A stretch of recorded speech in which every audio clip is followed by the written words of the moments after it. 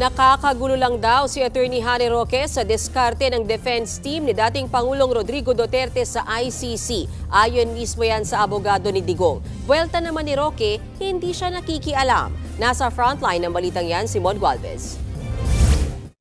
Attorney Nicholas Kaufman versus Attorney Harry Roque. Sa Facebook post mula sa page na Alvin and Tourism, ibinahagi ang written interview niya kay Kaufman na siyang lead counsel sa ICC ni dating Pangulong Rodrigo Duterte.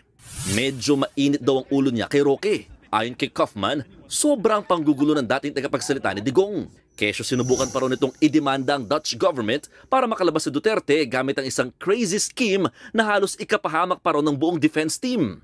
Nang malaman pa raw ng Dutch lawyer na pugante si Roque, pinutol na nito ang contact sa dating presidential spokesperson.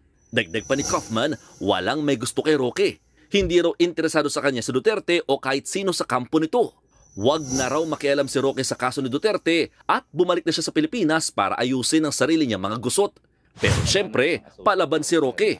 Dinipensahan niya ang sarili. Wala raw katotohanan ng sinasabing nakikialam siya sa kaso ni Duterte. Wala rin daw siyang mga pahayag na nakakadiskaril sa diskarte ng Duterte team.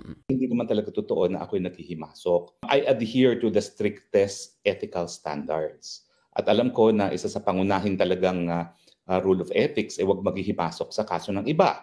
Inamin din ni Roque na ginusto niya rin maging miyembro ng legal team ni Duterte. Pero hindi na nga ito natuloy dahil sa personal niyang issue. Pag sinabi po kasi naghihimasok sa kaso, ito yung kaso na hinahawakan ni Kaufman sa ICC.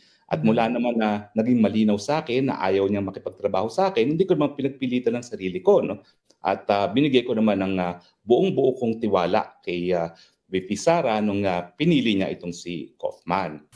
Lahat daw ng ginagawa niya ay para lang sa pagmamahal niya sa dating Pangulo. Sabi niya, hindi ito crazy scheme kundi sincere na legal remedy.